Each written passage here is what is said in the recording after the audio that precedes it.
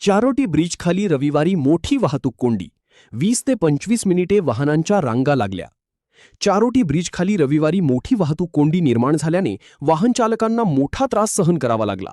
मुंबईहून पर्यायी मार्गाने येणारी वाहतूक, गुजरातकडून येणारी अवजड वाहने तसेच डहाणू जवाहर मार्गावरील वाहनांची संख्या वाढल्याने रस्त्यावर लांबच लांब रांगा लागल्या होत्या. सुरुवातीला पोलिसांची अनुपस्थिती जाणवत होती. मात्र वाहतूक कोंडी वाढल्यानंतर पोलिसांनी घटनास्थळी धाव घेत वाहतूक सुरळीत केली. दररोज संध्याकाळच्या वेळी या ठिकाणी वाहतूक कोंडी होत असल्याचे सांगितले जाते.